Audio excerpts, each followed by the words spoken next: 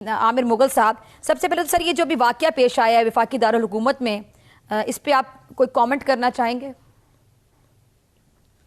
देखें जी, आज तो दिल बड़ा अफसरदा है। मेरे शहर पे दो महीनों में दूसरा हमला किया गया है। पहले इस्लामाबाद कचहरी पे हमला हुआ, वहां भी दर्जन भर के लोग शहीद हुए। और आज जो तरलाई मां बारगाह सिद्दीक़ुल कुबरा पे हमला हुआ है, कोई 2 दर्जन से ज्यादा की इतलात हैं। अल्लाह करे नुकसान कम से कम हो। जो जख्मी है वो भी दर्जनों में है। तो आज दूसरी बार मेरे शहर पे हमला किया गया। और इससे भी ज्यादा अफसोस की बात यह है कि फिजा पिछले 3 दिनों से इस्लामाबाद का कोई ऐसा वर्कर नहीं है तहरीक जिसके घर की जिसकी चादर चार दीवारी का तकद्दस पामाल ना किया हो। इस वजीर दाखिला ने और इसके आईजी ने और पूरे शहर की पुलिस जो है वो तहरीक इंसाफ के कारकुनों को ऐसे ढूंढ रही है जैसे ये कोई दहशतगर्द है, जैसे ये कोई मुल्क दुश्मन है, जैसे ये कोई खुदा न खास्ता इस्लामाबाद पे हमला करने का इरादा रखते हैं। भाई क्या इस दफा क्या एक्टिविटी है? इस दफा तो सिर्फ इतनी एक्टिविटी है कि 8 फरवरी को घरों से नहीं निकलना है। इस दफा तो कोई रोड जाम नहीं हो रहा है, इस दफा तो कोई एहतजाज नहीं हो रहा है, इस दफा तो कोई रोड बंद नहीं किया जा रहा। सिर्फ जाते हैं, पंफलेट देते हैं दुकानों में, लोगों को कन्विंस करते हैं कि आप 8 फरवरी को घर में बैठे एहतजाज करें, जो इलेक्शन आपको लूटा गया। इस जुर्म में इस जालिम और किसाई आईजी ने, इस जालिम और किसाई वजीर दाखिला ने पिछले 3 दिनों से पूरी इस्लामाबाद की पुलिस जो है वो तहरीक इंसाफ के कारकुनान के पीछे लगाई हुई है। और उसका रिजल्ट क्या निकला है? आज दहशतगर्दों ने ताक के हमला किया इस्लामाबाद के दिल में, तरलाई में, इमाम बारगाह सिद्दीक़ुल कुबरा में। और वहां पे दर्जनों लोग शहीद हो गए, दर्जनों लोग जख्मी। और ढिठाई की हद देखें कि वो वजीर दाखिला और आईजी जाके वहां पे उनकी बढ़ के सुने, हम ये कर देंगे, हम वो कर देंगे, हम पता नहीं क्या कर देंगे। ओ भाई, तुमने तो इस्लामाबाद को लूल्हान कर दिया। तुम तो मुजरम हो इस्लामाबाद के, तुम तो किसाई हो इस्लामाबाद के, तुम तो सबसे बड़े जालिम हो इस्लामाबाद के। तुमने इस्लामाबाद का बेड़ा गर्क कर दिया इस वजीर दाखिला ने और इस आईजी ने। तो बजाय इसके कि ये इस पे मुस्ताफी हो, इस पे शर्मिंदा हो, इनका कोई एहतसाब करे, आज भी इनकी बढ़ के वो देखने वाली हैं। तो मैं तो बड़ा अफसरदा हूँ जी। आज मेरे शहर को खून से नहलाया गया है और इन जालिमों ने सफाकत। देखिए, दहशतगर्द कोई भी है, वो कहीं से भी आता है, उसका ना कोई मजहब होता है, ना कोई दीन होता है, ना उसका कोई मसलक होता है, वो सिर्फ दहशतगर्द होता है। उसका निशाना मस्जिद भी होती है, उसका निशाना इमाम बारगाह भी होती है, उसका निशाना मंदिर भी होता है, उसका निशाना गुरुद्वारा भी होता है, उसका निशाना चर्च भी होता है, उसका निशाना सिविल लोग भी होते हैं, उसका निशाना हमारी आर्म फोर्सेस भी होती हैं, उसका निशाना हमारी पुलिस भी होती है। तो दहशतगर्द का कोई मजहब नहीं होता, दहशतगर्द का कोई मसलक नहीं होता, दहशतगर्द का इस्लाम से कोई ताल्लुक नहीं होता। तो मैं दहशतगर्द का तो शायद मेरे ख्याल से मुगल साहब इंसानियत से भी कोई ताल्लुक नहीं होता ना, मजहब तो बाद में आते, पहले तो इंसान होते हो ना, तो इंसान भी कहलवाने के लायक नहीं है। कोई उसका ताल्लुक नहीं होता। आज हमने आज के जैसे ही मुझे पता चला जुमे की नमाज के वक्त ये धमाका हुआ, हमने फौरी तौर पे, जाहिर है हमारा परसों एहतजाज है, हमने फौरी तौर पे सियासी सरगर्मियां रोकने का ऐलान किया। तमाम कारकुनान को गुजारिश की है, हॉस्पिटल्स में पहुंचे, जाके वहां पे जख्मियों को खून दें, उनकी मदद करें, शुहदा के लवाहिकीन के साथ हमदर्दी करें, उनका कफन दफन का एहतमाम करें। आज मेरा शहर सोगवार है, आज इस्लामाबाद सोगवार है। पूरा इस्लामाबाद की आवाम, में सिर्फ तहरीक इंसाफ की बात नहीं करता, वहां पे सारे लोग मौजूद हैं, सारी जमातों के लोग मौजूद हैं। हम अपने शुहदा के साथ खड़े हैं, हम अपने जख्मियों के साथ खड़े हैं, उनके लवाहिकीन के साथ खड़े हैं, हम इस्लामाबाद के साथ खड़े हैं। ठीक है आमिर मुगल साहब, अभी 8 फरवरी की जो तैयारियां हैं, क्या कैसी तैयारियां चल रही हैं आपकी? अगर ये हड़ताल कामयाब हो जाती है, उसके बाद आप लोग कौन सा नतीजा एक्सपेक्ट कर रहे हैं? क्या आप लोगों की एक्सपेक्टेशंस हैं, क्या तवक्कुआत हैं कि 8 फरवरी की अगर हड़ताल कामयाब होती है तो उसके बाद जो आप लोगों का जो मसला है कि जी मुज़ाकरात नहीं हो पा रहे हैं, बानी चेयरमैन PTI की रिहाई के लिए आप लोग कोशिश कर रहे हैं, तो आपको लगता है कि उसका रास्ता खुल पाएगा?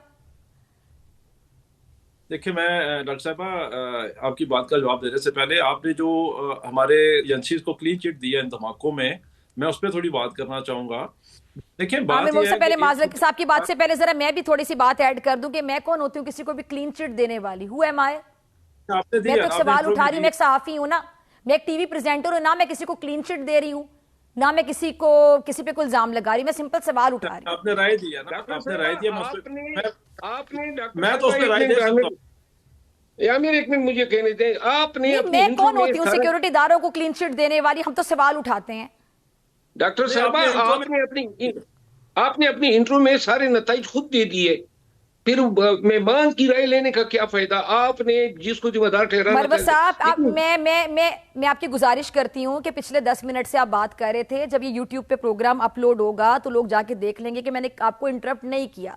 اگر میں نے انٹرو میں اپنی رائے دی ہے تو انٹرو دیکھیں، انٹرو پڑھنا میرا رائٹ ہے، انٹرو پڑھنا میرا رائٹ ہے، ہماری ٹیم کی میری تیاری ہوتی ہے، وہ پڑھنا میرا رائٹ ہے، اس کے بعد ہم آپ کی رائے لیتے ہیں اور پراپر میں نے آپ کو ٹائم دیا۔ جی مغل صاحب، مغل صاحب کی رائے لے لیں۔ جی جی، بی ایل اے والے آ کے ہمارے 12 شہروں پہ ایک وقت میں ایک دم حملہ کرتے ہیں، ہمارے درجنوں فوجی جوانوں کو یا درجنوں ہمارے پولیس والوں کو شہید کرتے ہیں، ہمارے وہاں پہ بینک کو لوٹتے ہیں، بینکوں کو تباہ کرتے ہیں، ہمارے اے سی ڈی سی کو اغوا کرتے ہیں، ان کو گولیاں مارتے ہیں۔ نہیں تو عامر مغل صاحب، جو بی ایل اے والے، ایک منٹ، یہ بی ایل اے ہو گیا، بی ایل ایف ہو گیا، ایک منٹ ٹھہرے، کیا یہ ہمارے ملک میں نہیں رہتے؟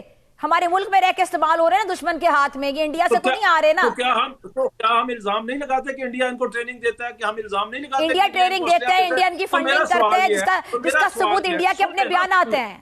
12 شہروں پہ وہ اکٹھے حملہ کرتے ہیں، ان کو آگے ہوسٹیج بنا لیتے ہیں، ایس سی ڈی سی کو اغوا کر لیتے ہیں، روزانہ حملے ہوتے ہیں، روزانہ سیکورٹی فورسز کے جوان شہید ہو رہے ہیں، روزانہ عوام تو پھر آپریشن پہ اعتراض کس کو ہے مغل صاحب؟ جب آپریشن کی بات آتی ہے تو کیوں کہا جاتا ہے کہ آپریشن نہیں ہونا چاہیے، بات چیت ہونی چاہیے، دہشت گردوں سے بھی بات چیت ہونی چاہیے؟ سن لیں 1000 آپریشن کے بعد بھی جب ہم کہتے ہیں سارے آپریشن کامیاب ہو گئے ہیں، دہشت گرد صرف 1500 ہیں، دہشت گرد ناکام و نامراد ہو گئے ہیں، دہشت گردوں کی کمر توڑ دی ہے، آج میرے شہر میں درجنوں لوگ شہید ہو گئے، میرے شہر میں درجنوں لوگ زخمی ہو گئے، اپاہج ہو گئے، عورتیں بیوہ ہو گئی، بچے یتیم ہو گئے، کیا میں سوال بھی نہ کروں؟ میرے خون مغل صاحب آپ لوگ میرے انٹرو کے پیچھے پڑ گئے ہیں۔ مجھے نہیں چھوڑ دیں اس کو، میرا سوال یہ ہے ڈاکٹر صاحبہ، میں نے انٹرو میں سوالات اٹھائے ہیں، میں نے نہ کسی کو کلین چٹ دی ہے، میں نے خود پہلے کہا کہ میں کلین چٹ دینے والی ہوتی کون ہوں؟ Who am I؟ نہیں آپ نے دے دیا، اب ہماری رائے تو لے لینا اس پہ، اب ہماری رائے تو اس پہ لے لینا۔ دیکھیں مغل صاحب، اگر آپ کی رائے ہم نے نہ لینی ہوتی تو آپ میرے پروگرام میں کیا بیٹھ کے اس ٹائم پہ رائے دے رہے ہوتے؟ اور جا کے ذرا دیکھ لیجئے گا، ریپیٹ میں بھی دیکھ لیجئے گا، یوٹیوب پہ بھی، کہ آپ کی رائے میں سے کچھ نہیں کٹے گا، جو آپ بول رہے ہیں ایز اٹ از یہ آپ کو نظر آئے گا اسکرین پہ۔ اچھا اب آئیں، آپ 8 فروری پہ آپ کہہ رہی ہیں کہ ملک میں سیاسی عدم استحکام ہے۔ جب آپ نے عوام کا مینڈیٹ لوٹ لیا، عوام کی رائے لوٹ لی، عوام کا حق جو انہوں نے دی، ایک انہیں وہ 5 سال بعد حق ملتا ہے کہ ہم یہ کہیں کہ کون ہم کس کو حق حکمرانی دیتے ہیں، کون ہم پہ حکومت کرے گا۔ جب آپ نے وہ حق بھی لوٹ لیا، پھر آپ کون سا پاکستان میں سیاسی استحکام ڈھونڈ رہے ہیں؟ آپ کون سی اسٹیبلٹی ڈھونڈ رہے ہیں پاکستان میں؟ جب آپ کراچی سے خیبر تک لوگوں کا انتخاب کا حق لوٹ لیں گے، مینڈیٹ لوٹ لیں گے، پھر ملک میں انریسٹ ہوگی، پھر ملک میں مظاہرے ہوں گی، پھر ملک میں دھرنے ہوں گے، پھر ملک میں احتجاج ہوں گے۔ آپ گولیاں ماریں 20 نومبر کی طرح، آپ گرفتار کریں، سن لیں نا، آپ گرفتار کریں، آپ ہمیں اغوا کریں، آپ ہمارے چادر چار دیواری کا تقدس پامال کریں، اور پھر آپ کہیں کہ آپ ملک میں ریسٹ چاہتے ہیں، آپ کہتے ہیں ملک میں استحکام ہو جائے، ملک میں سیاسی طور پہ ملک اسٹیبل ہو جائے، ملک آگے چلے۔ ملک نہیں چلے گا۔ 8 فروری کو ہم صرف یہ کرنے جا رہے ہیں کہ آپ گھروں میں بیٹھیں، گاڑی بند کریں، موٹر سائیکل بند کریں، سائیکل بند کریں، گدا گھوڑا ریڑا بند کریں، آپ اپنا شٹر ڈاؤن ہڑتال کریں، گھر میں بیٹھیں، احتجاج ریکارڈ کروائیں۔ اس کا مطلب یہ نہیں ہے کہ یہ 8 فروری پہ احتجاج ختم ہو جائے گا۔ یہ احتجاج شروع ہے 9 اپریل 2022 سے، جب عمران خان کی حکومت کو غلط طریقے سے امریکی وہاں پر سندھ ہاؤس میں بلا کے لوگوں کو پیسوں کی بورے اور وہ بھر کے دیے گئے، اور جس طریقے سے عدم اعتماد لائی گئی، پھر جس طریقے سے ہمارا الیکشن لوٹا گیا، اس کے خلاف یہ احتجاج اس 9 اپریل سے جاری ہے ڈاکٹر صاحبہ، اور یہ اس وقت تک جاری رہے گا۔ ہم بار بار ٹھیک ہے، چلیں جی مغل صاحب، آپ لوگوں کے پاس اسٹریٹجی نہیں ہے۔ مربت صاحب کے مطابق مولانا صاحب اگر احتجاج کرتے ہیں، ان کا احتجاج کسی حد تک کامیاب ہو جائے گا، اور آپ لوگوں سے زیادہ کامیاب ہو جائے گا۔ آپ کے کلوزنگ ریمارکس بھی مجھے چاہیے، مجھے کلوزنگ کی طرف جانا ہے، کامنٹ بھی کر دیں، مربت صاحب کی کسی بات میں کچھ ایڈ آن کرنا ہے کر دیجیے گا۔ دیکھیں جی، میں یہ سمجھتا ہوں کہ بطور اپوزیشن مولانا کو ہمارے ساتھ ہونا چاہیے تھا، کیونکہ ان کا ہمارا یہ موقف ہے کہ 8 فروری کو مینڈیٹ لوٹا گیا، اور انہوں نے تو نام لے کے بتایا کہ بلوچستان میں کس نے کتنے پیسوں کے مینڈیٹ لوٹا، لیکن یہ بدقسمتی ہے کہ مولانا ہمارے ساتھ نہیں ہے۔ لیکن میں یہ سمجھتا ہوں کہ یہ جو احتجاج ہے، یہ دیکھیں ہم ایک بڑے فیز سے نکلے ہیں۔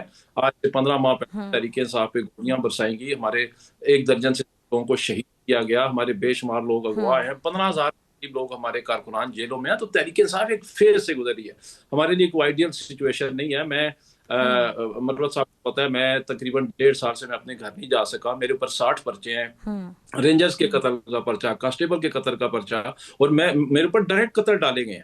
میں نے اس کے باوجود ابھی اسلام آباد میں کچھ درجن سے زیادہ جگہوں پہ پمفلٹ تقسیم کیا ہے، درجن سے زیادہ جگہوں پہ میں نے وال چاکنگ کی ہے، میرے ساتھ سارے کارکنان کر رہے ہیں۔ ہر ایک کارکن کے گھر پہ چھاپا مارا جا رہا ہے، کسی کی ٹانگ ٹوٹی ہے، کسی کا بازو ٹوٹ، کسی کے بہنوں بچوں کو اغوا کیا گیا ہے، بے شمار کارکنوں پہ درجنوں سینکڑوں پرچے ہیں۔ تو ان حالات میں 15 ماہ بعد جب تحریک انصاف کو گولیاں ماری گئیں، ہمارے 14 سے 15 کارکن جہاں بھاگ ہوئے، جن کے جنازے پڑے ہیں، مروت صاحب بھی ان کے جنازوں پہ گئے ہیں، اس کے بعد تحریک انصاف کو دوبارہ میدان میں گراؤنڈ پہ آنے اور دوبارہ سے پاؤں جمانے کے لیے تھوڑا سا وقت چاہیے ہوتا ہے۔ ہم عام حالات سے نہیں گزر رہے۔ پاکستان میں کسی قسم کے احتجاج کی اجازت نہیں ہے، پاکستان میں کسی قسم کے اختلاف کی اجازت نہیں ہے۔ آپ کو اٹھا لیا جاتا ہے، آپ سے پریس کانفرنس کرائی جاتی ہے اور پولیس پہ حملوں کے جھوٹے پرچے دیے جاتے ہیں۔ تو پاکستان میں کس مطلب دیکھیں نا، جس طرح مورد صاحب نے کہا 26ویں 27ویں ترمیم کر کے انہوں نے عدلیہ بھی فتح کر لی، اس سے پہلے انہوں نے 8 فروری کو پارلیمان فتح کر لیا۔ نیو نارمل ہو چکا ہے اغوا کرنا، جھوٹے پرچے دینا۔ آپ روڈ پہ جائیں، آپ پہ دہشت گردی کا پرچہ ہو جاتا ہے۔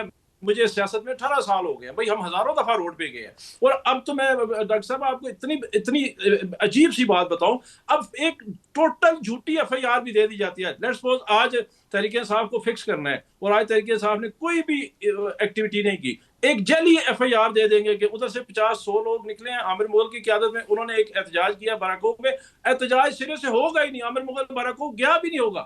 تو ایک FIR بنا کے پھر اس پہ 100-200 لوگ پکڑ لیے جاتے ہیں۔ تو ان حالات میں میں یہ سمجھتا ہوں کہ عمران خان نے جو ذمہ داری دیا محمود خان اچکزئی کو، علامہ راجہ ناصر نواز صاحب کو اور سلمان اکرم راجہ صاحب کو، بہترین اس وقت موجودہ حالات کے مطابق وہ بہترین کام کر رہے ہیں، بہترین طریقے سے آگے بڑھا رہے ہیں۔